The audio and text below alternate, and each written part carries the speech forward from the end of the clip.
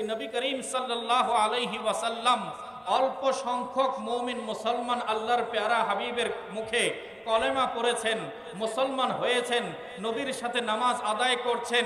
যুদ্ধ করার মতো এত বেশি ম্যান পাওয়ার ছিল না, এত বেশি সরঞ্জাম ছিল না, এত বেশি সৈন্য সামন্ত ছিল না, এত বেশি যুদ্ধাস্ত্র ছিল না, নাই বলতে কোনো প্রস্তুতি ছাড়া এদিকে কাফেররা চিন্তা করেছে যে অঙ্কুরেই যদি মুহাম্মদুর রাসূলুল্লাহর এই দলকে আমরা হত্যা করতে পারি তাহলে একেবারে বিশ্ব ইতিহাস থেকে আর কখনো আল্লাহ আল্লাহ বলার, লা ইলাহা ইল্লাল্লাহ বলার আর কেউ থাকবে না। ইসলামকে একেবারে চিরতরে আমরা দাফন করে দিতে পারবো। কিন্তু ইসলাম বলে রাখে আল্লাহ, মারে কে? রব তাআলা যখন এই দ্বীনকে রক্ষা করার জিম্মাদারি হাতে নিয়েছেন, আর যখন নবী মুস্তাফাকে এই দ্বীন প্রচারের জন্য নির্বাচন করেছেন, তাহলে যখন রাসূলুল্লাহ আছেন তখন কিয়ামত পর্যন্ত আল্লাহর দ্বীনও থাকবে। একটু বড় করে বলি সুবহানাল্লাহ। قال الله تبارك وتعالى في محكم كتابه المجيد بسم الله الرحمن الرحيم ولقد نصركم الله ببدر وأنتم أذلة فاتقوا الله لعلكم تشكرون صدق الله مولانا العظيم وبلغنا رسوله النبي الحبيب الكريم ونحن على ذلك من الشاهدين والشاكرين والحمد لله رب العالمين مولاي صل وسلم دائما أبدا على حبيبك خير الخلق كلهم الحمد لله والشكر لله والصلاة والسلام على خير خلق الله মহামহিম রব্বুল আলামিন আহকামুল হাকিমিন আল্লাহ জাল্লা মাজদুহুর আলিশান দরবারে পাকে অসংখ্য অগণিত শুকরিয়া আদায় করছি। রব্বুল আলামিন সিয়াম সাধনার এই পবিত্র মাস মাহে রমজানুল মুবারকের 17তম রমজানে আলহাজ এবিএম মহিউদ্দিন চৌধুরী ফাউন্ডেশনের ব্যবস্থাপনায় মাসব্যাপী পবিত্র মিলাদ ও আলোচনা সভা এবং ইফতার মাহফিলে অংশ নেয়ার আল্লাহ তৌফিক দান করেছেন। সকলে আল্লাহ সুবহানাহু ওয়া তাআলার দরবারে শুকরিয়া আদায় করে মহব্বতের আওয়াজে পেশ করি আলহামদুলিল্লাহ। রব্বুল আলামিনের বড় মেহেরবানি, আজ আমরা যে দিবসে উপনীত হয়েছি এটি হচ্ছে ওই দিন যে দিনে স্বয়ং আল্লাহ সুবহানাহু ওয়া তাআলার মদদ এবং সাহায্য মুসলমানের পক্ষে আসমান থেকে নাজিল হয়েছিল। রব্বুল আলামিনের হাবিব হুজুর করিম রউফুর রহিম সরকারে মুস্তাফা আহমদ মুজতবা মুহাম্মদ মুস্তাফা সাল্লাল্লাহু আলাইহি ওয়াসাল্লাম মক্কায়ে মুকাররমা থেকে হিজরত করে মদিনা মুনাওয়ারার উদ্দেশ্যে রওনা হয়েছেন। 622 খ্রিস্টাব্দে আল্লাহর হাবিব মক্কা ছেড়ে মদিনা মুনাওয়ারায় গিয়েছেন হিজরত করে। আর এদিকে মক্কার কাফেররা, কুরাইশেরা, বিধর্মীরা আল্লাহর প্যারা মাহবুব সাল্লাল্লাহু আলাইহি ওয়াসাল্লামকে জানে মেরে ফেলার জন্য, এই পৃথিবী থেকে ইসলামের নাম ও নিশানকে নিশ্চিহ্ন করার জন্য, আল্লাহর কলেমাকে দমিয়ে দেওয়ার জন্য নানান অপকৌশল ষড়যন্ত্রের নীল নকশা তৈরি করেছিল। কিন্তু রব্বুল আলামিনের হুকুমে আল্লাহর প্রিয় মাহবুব সাল্লাল্লাহু আলাইহি ওয়াসাল্লাম প্রিয় মাতৃভূমি মক্কায়ে মুকাররমা ছেড়ে মদিনা মুনাওয়ারা গিয়ে ইসলামের রাষ্ট্র সুন্দরভাবে প্রতিষ্ঠা করেছিলেন। একটু বড় করে বলি সুবহানাল্লাহ। আমরা দেখতে পাই আল্লাহর প্যারা মাহবুব সাল্লাল্লাহু আলাইহি ওয়াসাল্লাম মদিনা মুনাওয়ারায় যখন গেলেন, সেখানকার পরিবেশ, সেখানকার সামাজিক অবস্থার আমূল পরিবর্তন হয়ে সাধারণভাবে সেটা আর কোনো শহর, কোনো মদিনা রইল না, তখন সেটার চতুর্দিকে আলোকিত হয়ে গেছে। যার কারণে আজও বিশ্ব ইতিহাসে একটি শহরকে মুনাওয়ারা আলোকিত নগরী হিসেবে আখ্যায়িত করা হয়, সেটা হচ্ছে আমার নবীর শহর মদিনা মুনাওয়ারা, মদিনা শরীফকে। একটু বড় করে বলি সুবহানাল্লাহ। রাসূল করিম সাল্লাল্লাহু আলাইহি ওয়াসাল্লাম হিজরত করে গেলেন। এর পরের বছর দ্বিতীয় হিজরিতে রমজানুল মুবারকের রোজাকে আল্লাহ তাআলা শাবান মাসে ফরজ করেছেন। দ্বিতীয় হিজরির শাবান মাসে রমজানের রোজা ফরজ করে আল্লাহ তাআলা পবিত্র কোরআনুল কারীমের আয়াত নাযিল করলেন, ফামান শাহিদা মিনকুমুশ শাহরা ফালইয়াসুমহু, যারা এই রমজান মাস পাবে তাদেরকে অবশ্যই এই মাসের রোজা রাখতে হবে। কারণ এই মাস হচ্ছে ওই মাস যেই মাসকে আমি আল্লাহ কোরআন নাজিলের জন্য বিবেচিত করেছি, আমি আল্লাহ চয়ন করে নিয়েছি। রব তাআলা পবিত্র কোরআনে সূরা বাকারা ইরশাদ করছেন, শাহরু রমাদান আল্লাযী উনজিলা ফীহিল কোরআন হুদাল লিন-নাসি ওয়া বাইয়িনাতিন মিনাল হুদা ওয়াল ফুরকান, যে রমজান মাস যাতে আল্লাহ তাআলা পবিত্র কোরআন নাজিল করেছেন, আর এই কোরআনে মানুষের জন্য হেদায়েত রয়েছে, মানুষের জন্য দিক নির্দেশনা রয়েছে, সত্য মিথ্যার মাঝে পার্থক্য কিভাবে করবে সেটার সকল গাইডেন্স, সকল গাইড নির্দেশিকা আল্লাহ সুবহানাহু ওয়া তাআলা মুসলমানদের সিলেবাস হিসেবে এই কোরআনে নাজিল করে দিয়েছেন। একটু বড় করে বলি আলহামদুলিল্লাহ। আজ কথা হচ্ছে দ্বিতীয় হিজরির প্রথম রমজান ফরজ হয়েছে। এই প্রথম রমজানে মুসলমানের রোজা পালন শুরু করেছে, আর ওদিকে কাফেররা মুসলমানকে বিশ্ব ইতিহাস থেকে, বিশ্ব মানচিত্র থেকে নিশ্চিহ্ন করার জন্য নীল নকশা ষড়যন্ত্র বুনছে। আমার নবী মুস্তাফা সাল্লাল্লাহু আলাইহি ওয়াসাল্লামের দরবারে খবর পৌঁছলো যে কাফেররা দলবদ্ধ হয়ে বিশাল যুদ্ধাস্ত্র সংগ্রহ সাথে নিয়ে তাদের সৈন্য সামন্ত সহ মদিনা অভিমুখে আক্রমণ করার জন্য ছুটে আসছে। আল্লাহর পেয়ারা মাহবুব সাল্লাল্লাহু আলাইহি ওয়াসাল্লাম মাত্র ইসলামের দাওয়াত শুরু করেছেন। মানুষের সংখ্যা একেবারে কম, বিধর্মী কাফেরের সংখ্যা বেশি। দেখা যায় নবী করিম সাল্লাল্লাহু আলাইহি ওয়াসাল্লাম অল্প সংখ্যক মুমিন মুসলমান আল্লাহর পেয়ারা হাবিবের মুখে কলেমা পড়েছেন, মুসলমান হয়েছেন, নবীর সাথে নামাজ আদায় করছেন। যুদ্ধ করার মতো এত বেশি ম্যান পাওয়ার ছিল না, এত বেশি সরঞ্জাম ছিল না, এত বেশি সৈন্য সামন্ত ছিল না, এত বেশি যুদ্ধাস্ত্র ছিল না, নাই বলতে কোনো প্রস্তুতি ছাড়া। এদিকে কাফেররা চিন্তা করেছে যে অঙ্কুরে যদি মুহাম্মদুর রাসূলুল্লাহর এই দলকে আমরা হত্যা করতে পারি, তাহলে একেবারে বিশ্ব ইতিহাস থেকে আর কখনো আল্লাহ আল্লাহ বলার, লা ইলাহা ইল্লাল্লাহ বলার আর কেউ থাকবে না। ইসলামকে একেবারে চিরতরে আমরা দাফন করে দিতে পারবো। কিন্তু ইসলাম বলে রাখে আল্লাহ, মারে কে? রব তাআলা যখন এই দ্বীনকে রক্ষা করার জিম্মাদারি হাতে নিয়েছেন, আর যখন নবী মুস্তাফাকে এই দ্বীন প্রচারের জন্য নির্বাচন করেছেন, তাহলে যখন রাসূলুল্লাহ আছেন তখন কিয়ামত পর্যন্ত আল্লাহর দ্বীনও থাকবে। একটু বড় করে বলি সুবহানাল্লাহ। আমরা কোরআনুল কারীম এবং হাদিসে রাসূল থেকে দেখতে পাই যে নবী করিম সাল্লাল্লাহু আলাইহি ওয়াসাল্লাম কাফেরদের আগমনে ভীত হন নাই, তিনি বিচলিত হননি। তিনি ইসলামের ঝান্ডাকে বুলন্দ করার জন্য সবাইকে ডাক দিলেন, বললেন কে আছো আল্লাহর দ্বীনের জন্য জান কোরবান করার, জান উৎসর্গ করার জন্য তৈরি আছো? তখন সবাই একসাথে বলেছিল লাব্বাইকা ওয়া সাআদাইকা ইয়া রাসূলুল্লাহ, হে আল্লাহর রাসূল, আপনার ডাকে সাড়া দেয়া, আপনার জন্য কোরবান হতে পারা, আল্লাহর কলেমার জন্য নিজের জান উৎসর্গ করতে পারা, এটা আমাদের জন্য বড় খুশনসিবের ব্যাপার হয়ে যাবে। আলহামদুলিল্লাহ, সেটাই হয়েছে। আল্লাহ সুবহানাহু ওয়া তাআলার হাবিব এই রমজানুল মুবারকে দ্বিতীয় রমজানে রওনা হয়েছেন। আল্লাহর পেয়ারা মাহবুব সাল্লাল্লাহু আলাইহি ওয়াসাল্লাম বদর প্রান্তরে উপনীত হলেন।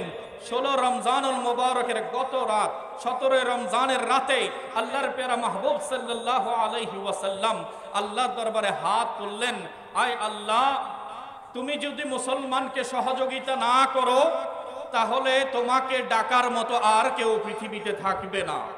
কারণ আমার সাথে কিছু সংখ্যক মুমিন মুসলমান আছে। ইতিহাস পড়লে আমরা সবাই জানি, হাদিস শরীফে আছে, আমার নবী বলেছেন মাত্র 313 জন গিয়েছিল বদর প্রান্তরে, আর ওদিকে কাফেরের সংখ্যা ছিল হাজারেরও বেশি। আমরা যদি অনুপাত দেখি তাহলে একজনের বিপরীতে 3 জন কাফের, একজন বিপরীতে কম করে হলো কয়জন কাফের? তিনজন কাফের, তিনজন তিন দিক থেকে একজন ব্যক্তিকে যদি আক্রমণ করে তাহলে সেই নিজেকে রক্ষা করা বড় কঠিন হয়ে পড়ে। আল্লাহর প্যারা মাহবুব সাল্লাল্লাহু আলাইহি ওয়াসাল্লাম এত কম সংখ্যক যোদ্ধা থাকা সত্ত্বেও আল্লাহ সুবহানাহু ওয়া তাআলার দরবারে ধৈর্য ধারণ করেছেন। এবং দেখা যায় মুসলমান বাহিনীর কাছে তেমন বেশি কিছু ছিল না, মাত্র 2টি ঘোড়া ছিল, 70টি উট ছিল, 6টি লৌহ পোশাক ছিল, 8টি তরবারি ছিল। আর বিপরীত দিকে দেখা যায় এদিকে 313 জন আর কাফের ছিল 1000 জন। আর তাদের কাছে 100টি ঘোড়া ছিল। মুসলমানের ছিল কয়টি? 2টি, আর কাফেরের ছিল 100টি।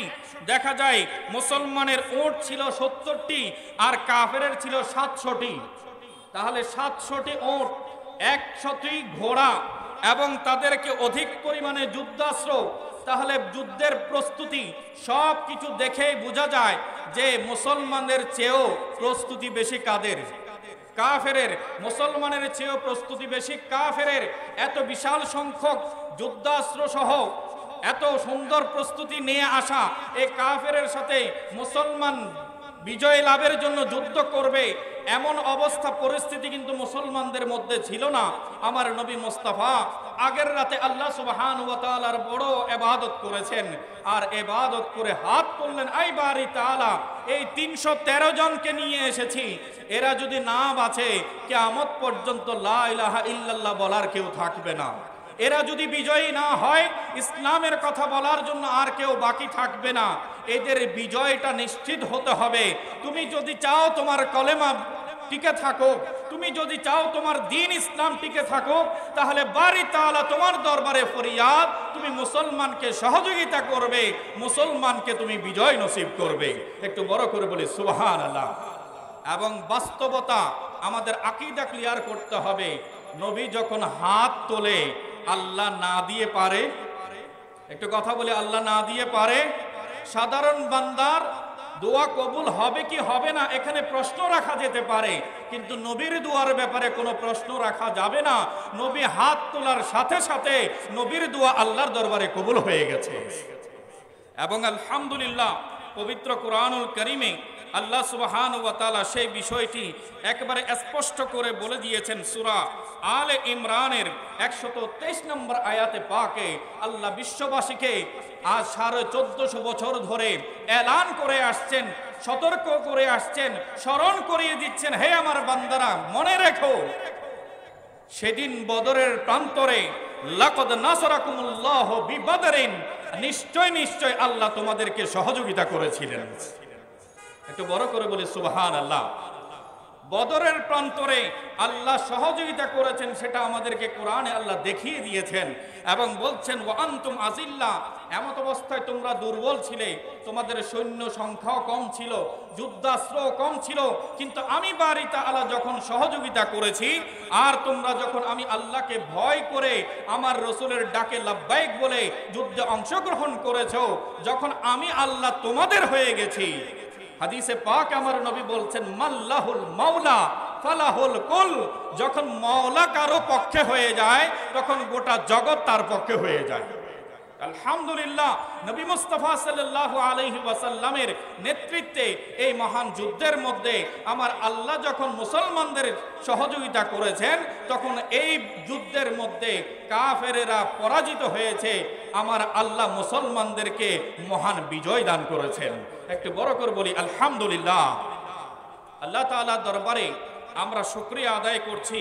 আজকের দিন যদি না হতো তাহলে আমার আল্লাহর কলেমা বলার, আজকে আজানের ধ্বনি শোনা যেত না, কলেমা হতো না, ইসলাম পেতাম না, কোরআন পেতাম না, 5 ওয়াক্ত নামাজ পেতাম না। মুসলমান হিসেবে আজ বিশ্বের সামনে মাথা উঁচু করে সম্মানের সাথে যে আমরা গর্ব করে বলছি আমরা শান্তির পয়গাম দিচ্ছি, আমরা মানুষকে নিরাপত্তার কথা বলছি, আমরা দেখা হওয়ার সাথেই অপরের কল্যাণ কামনা করছি, আজকে এই দায়িত্বহীন কণ্ঠে আমাদের আওয়াজ, আমাদের এই দাবিটা কখনো সফল হতো না। আল্লাহ তাআলা সেদিন আজকের এই 17 রমজানে বদরি সাহাবীদেরকে যে সহযোগিতা করেছেন, তারই ফলশ্রুতিতে আজ সারা পৃথিবীতে কোটি কোটি মানুষ আল্লাহর কলেমা পড়ে মুসলমান হিসেবে নিজের পরিচয় দিতে সফল হয়েছে। একটু বড় করে বলি সুবহানাল্লাহ। আল্লাহ তাআলা আমাদের সবাইকে এর বেশি বেশি শুকরিয়া আদায় করার তৌফিক দান করুক, আমিন।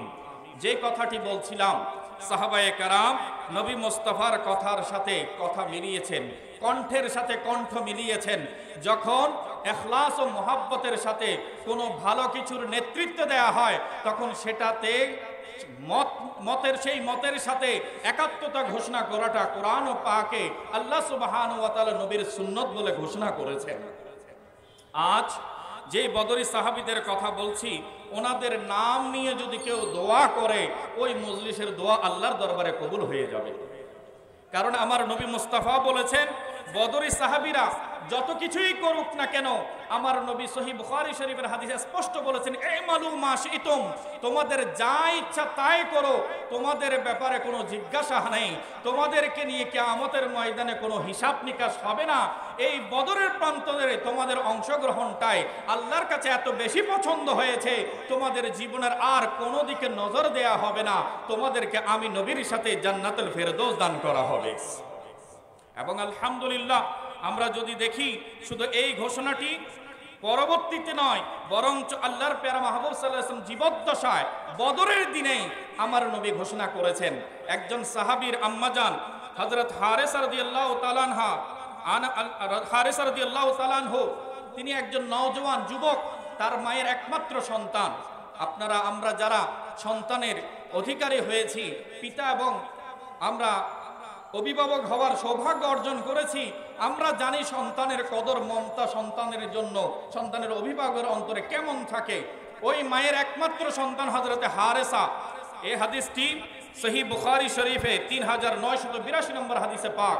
আমার নবী মুস্তাফার দরবারে ওই হারেসার শাহাদাতের খবর পেয়ে তার আম্মাজান ছুটে আসলেন, বললেন, হে আল্লাহর রাসূল, আমি শুনেছি, ইয়া রাসূলুল্লাহ, কদ আরাফতা মানজিলাত হারেসা মিন্নি, হে আল্লাহর হাবিব, আপনি তো জানেন আমার এই হারেসাকে আমি কত বেশি আদর করি, আমার এই হারেসাকে আমি কত বেশি স্নেহ করি, তার মমতা, তার ভালোবাসা আমার সন্তান হিসেবে আমার অন্তরে কত গভীর, সেটা তো আপনি জানেন।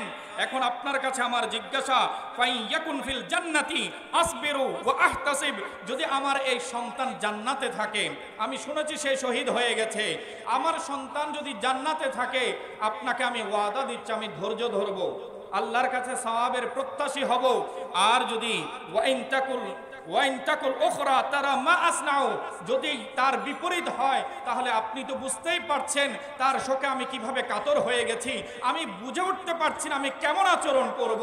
আপনি নবীর কাছ থেকে যদি আমি জানতে পারি যে আমার সন্তান জান্নাতে, তাহলে আমি ধৈর্য ধারণ করব, না হলে অন্যান্য মায়েদের মতো আমিও আহাজারি করতে থাকবো, আমিও নিজের কান্নাকে রোধ করতে পারবো না। তখন আল্লাহর হাবিব বললেন, ফাকালা ওয়াইহাক আওয়া হাবিলতে আওয়া জান্নাতুন ওয়াহিদাতুন হিয়া ইন্নাহা জিনানুন কাসীরা ওয়া ইন্নাহু ফি জান্নাতিল ফিরদাউস। তখন আমার নবী মুস্তাফা বললেন, হে মহিলা, তোমার কি জ্ঞান শূন্য হয়েছে?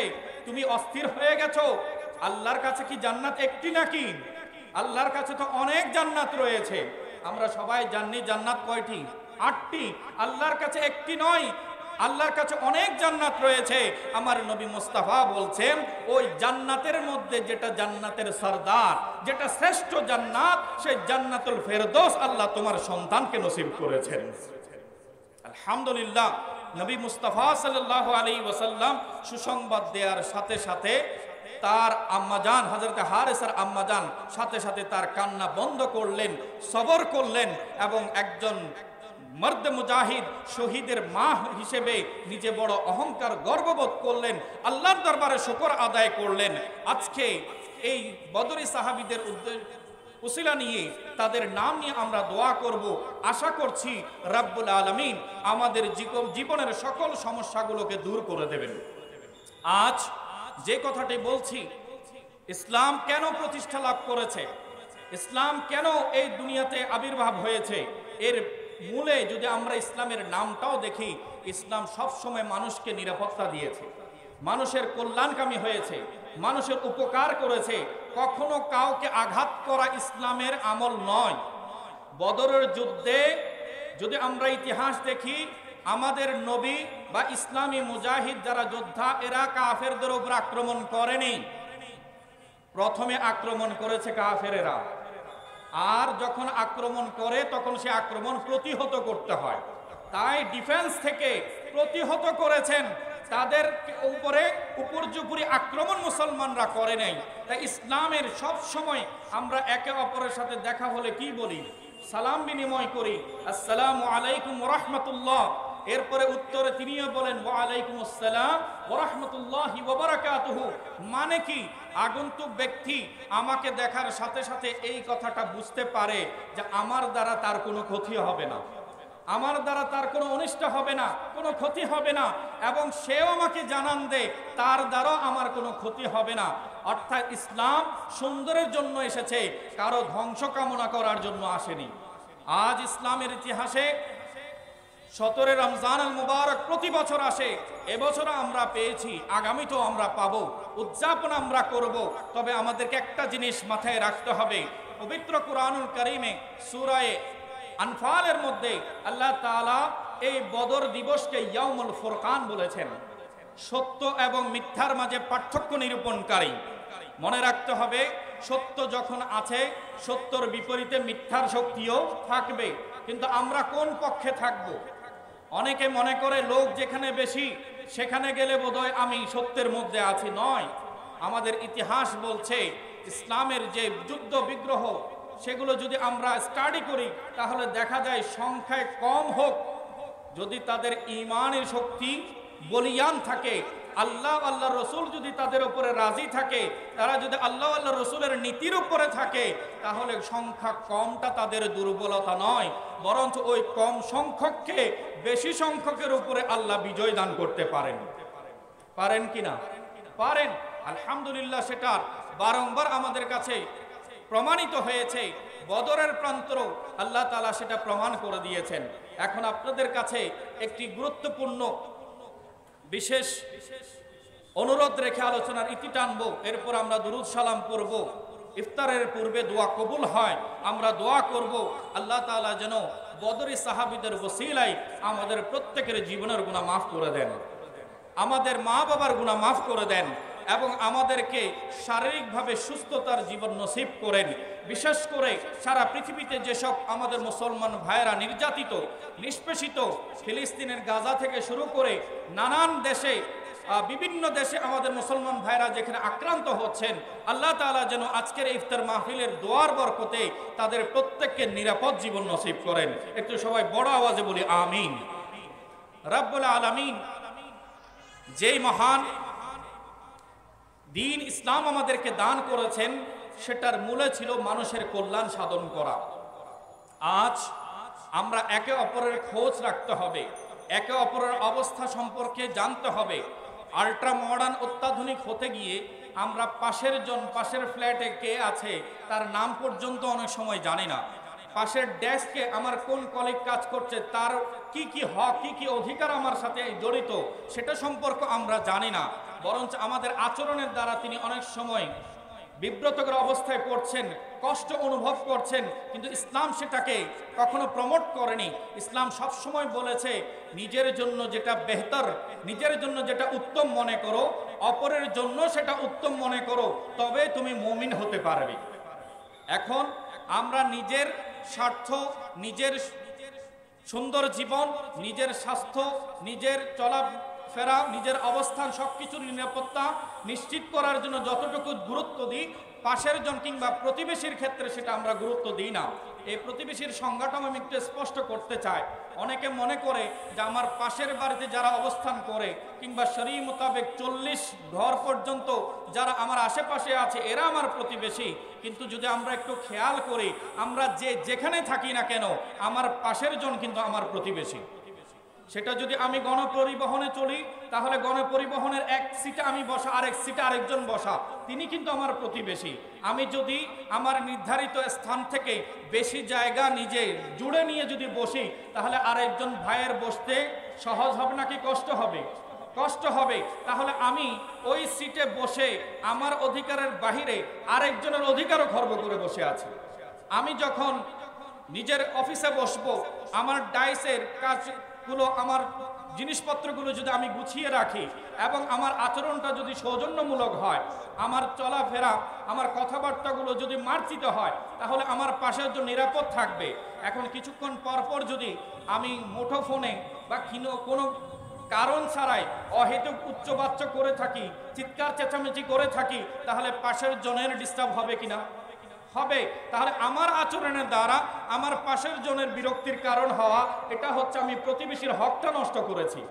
এবং পাশাপাশি নিজের জন্য আমরা যেটা ডিজার্ভ করি, আমাকে সবাই অনার করুক, রেসপেক্ট করুক, সেটার জন্য আগে যে গুরুত্বপূর্ণ বিষয়টা আমাদেরকে মাথায় রাখতে হবে, সেটা হচ্ছে আপনি সম্মান দিলে আপনাকে সম্মান দেয়া হবে। আপনি সম্মান পেতে চান, আপনাকে আগে সম্মান দিতে হবে। এখন আমরা, ইসলামও বলেছে আগে তুমি সালাম দাও। যে সালাম দেয় তাকে মুনাফিকি থেকে, রিয়া থেকে, লৌকিকতা থেকে আল্লাহ তাআলা মুক্ত করে দেন। আর যে আগে সালাম দেয় তার সওয়াব সালাম যে নেয় তার চেয়ে বেশি দেয়া হয়।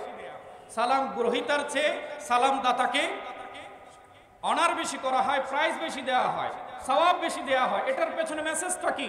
মেসেজ হচ্ছে তুমি যখন অপরকে অনার করবে, সম্মান জানাবে, তখন তোমার আমিত্বটা বিলীন হয়ে যাবে। তোমার নিজেকে নিয়ে ব্যস্ত থাকাটা তোমার থেকে জুদা হয়ে যাবে। তুমি অপর ব্যক্তির যে গুরুত্ব সেটা নিজের মধ্যে অনুভব করতে পারবে। আর তখন সে ব্যক্তিও তোমাকে অবহেলা করবে না, বরঞ্চ প্রতিটি কদমে কদমে, আজ তুমি তাকে আগে সালাম দিয়েছো, পরের দিন তিনি লুকিয়ে থাকবেন কিংবা টার্গেট করে থাকবেন, অমুক ব্যক্তি আমাকে প্রতিদিন আগে সালাম দেয়, এবার আমি একটু প্রতিযোগিতা করি, তার আগে আমি তাকে সালাম দিয়ে দেব। এমন অনুভূতি আমাদের মধ্যে তৈরি হবে। এবং কোরআনুল কারীমে সেটাও বলা হয়েছে, তাআওয়ানু আলাল বিররি ওয়াত তাকওয়া, আল্লাহকে পাওয়ার জন্য খোদাভীতির কাজে এবং তাকওয়ার কাজে তোমরা পরস্পরকে সহযোগিতা করো। আমি যদি একজনকে কল্যাণ করি, তিনি আমার আচরণ থেকে যে বিষয়টা শিখবেন, ওই টিচিংসটা থেকে আমরা একটা জিনিস এনশিওর করতে পারি, আমার একার দ্বারা সবাইকে সমানভাবে সংশোধন করা সম্ভব নয়, কিন্তু অন্তত আমি একজনে যদি চেষ্টা করি, আমার পাশের জন বা পরিবারের সদস্য বা আমার কলিগ, আমার বন্ধু বান্ধব, তাদেরকে যদি একটা ভালো ভালো আচরণ, ভালো ভালো সংস্কৃতি সম্পর্কে, ইসলামের চরিত্র সম্পর্কে যদি আমি গাইডলাইন দিতে পারি, তাহলে অন্তত সমাজ থেকে একজন খারাপ মানুষ কমে যাবে। আমি তো সবাইকে একসাথে করতে পারবো না সংশোধন, কিন্তু অন্তত একজন যদি আমার আদর্শ, আমার ক্যারেক্টারের দ্বারা প্রভাবিত হয়ে ইসলামের সুমহান আদর্শ গ্রহণ করে, তাহলে অন্তত তৃপ্তি ভরে অন্তরে এই শান্তিটা আমি অনুভব করতে পারবো যে আমার দ্বারা একজন ব্যক্তি সমাজের অন্যান্যদের কাতার থেকে পৃথক হয়ে তিনিও ভালোদের কাতারে চলে এসেছেন। আল্লাহ তাআলা আমাদেরকে এই মাহে রমজানুল মুবারকে একে অপরের প্রতি সহানুভূতি, সহমর্মিতা এবং আন্তরিকতা প্রদর্শন করার তৌফিক নসিব করুক, আমিন। এবং সবাইকে বলবো, দুস্থ মানবতার জন্য যে কাজ আলহাজ এবিএম মহিউদ্দিন চৌধুরী করে গেছেন, তার পদাঙ্ক অনুসরণে তার সুযোগ্য সন্তান চট্টল রত্ন ব্যারিস্টার মহিবুল হাসান চৌধুরী, নফেল এমপি, মাননীয় শিক্ষামন্ত্রী সেই ধারাবাহিকতাটা অব্যাহত রেখেছেন। এবং ওনারই সন্তান আমাদের সকলের প্রিয় ভাই জনাব সালেহীন ভাই, তিনিও সেই ধারাবাহিকতাটাকে ধরে রেখেছেন। আমাদেরও দায়িত্ব হচ্ছে যে বড়জনরা যখন ভালো কিছু এস্টাবলিশ করে যান, সেটার যেন বিরোধিতা আমরা না করি। আমরা মানুষ হিসেবে মানুষের জীবনে পক্ষে বিপক্ষে অনেক মতবাদ, অনেক মতামত থাকতে পারে, কিন্তু সবসময় আমাদেরকে মনে রাখতে হবে যেটা সুন্দর, সেটা যার দ্বারাই প্রতিষ্ঠিত হোক না কেন, ওই সুন্দরটা যেন প্রতিষ্ঠা করার, জীবিত রাখার জন্য আমরা সবাই কাজ করে যাই। এবং আপনাদেরও পরিবারে আত্মীয় স্বজনের মধ্যে যারাই ভালো ভালো কাজ উপহার দিয়েছেন সেগুলোকে আপনারা গ্রহণ করবেন, মানুষের কল্যাণ করবেন, গরিব দুস্থদের সহযোগিতা করবেন। বিশেষ করে আজকে এত বিশাল সংখ্যক মানুষ একত্রে আমরা যে ইফতার করতে পারছি, এই সুযোগটা যে করে দিয়েছেন এটা চারটিখানি ব্যাপার নয়। আমি শুনেছি প্রতিদিন প্রায় ৩,৫০০ থেকে ৪,০০০ পর্যন্ত মুসল্লি এখানে নিয়মিত মাসব্যাপী ইফতারে অংশগ্রহণ করছেন। সবাই একটু বড় আওয়াজে বলি আলহামদুলিল্লাহ। আলহামদুলিল্লাহ। আমি চটবাজার অলিখা জামে মসজিদের সম্মানিত খতিব হিসেবে দায়িত্ব পালন করছি। সেখানেও আলহাজ এবিএম মহিউদ্দিন চৌধুরী তিনি তার নিজের দায়িত্বে ২০১২ সনে যে হাজারো মানুষের ইফতারের আয়োজনের ব্যবস্থাপনা করেছেন, আজও সেটা টিকে আছে আলহামদুলিল্লাহ। সেখানেও ২ থেকে ২,৫০০ মানুষ প্রতিদিন ইফতার গ্রহণ করছেন। এবং গতকাল আমরা সেখানে আখরি মোনাজাত করেছিলাম খতমে কুরআন মজিদের। সেখানে ইফতারের সময়ে আমরা মসজিদের আঙ্গিনা সংকুলন না হয়ে একেবারে রাস্তার মধ্যে শত শত মানুষকে ইফতার বিতরণ করতে হয়েছে। এত বিশাল কর্মযজ্ঞ ইফতারের ব্যবস্থাপনা আজকে প্রিমিয়ার ইউনিভার্সিটির এই আঙ্গিনায় এবং অলিখা মসজিদে, চশমাহিল শেখ ফরিদ চশমা রহমতুল্লাহ মসজিদ প্রাঙ্গণ সহ বিভিন্ন জায়গায় এই যে কার্যক্রমগুলো আজ বছরের পর বছর পুরো চট্টগ্রামবাসী নয়, আমি মনে করি বিশ্ববাসীর জন্য একটা আদর্শ অনুকরণীয় গুরুত্বপূর্ণ ভূমিকা পালন করছে। আমরা দোয়া করছি আল্লাহ তাআলা এই প্রোগ্রামগুলোর ওসিলায় আলহাজ এবিএম মহিউদ্দিন চৌধুরীকে জান্নাতুল ফেরদৌস নসিব করুক, আমিন। এবং ওনার উপযুক্ত সন্তানগুলোকে আগামীতে আরো বেশি পরিমাণে খেদমত আঞ্জাম দেওয়ার তৌফিক নসিব করুক, আমিন।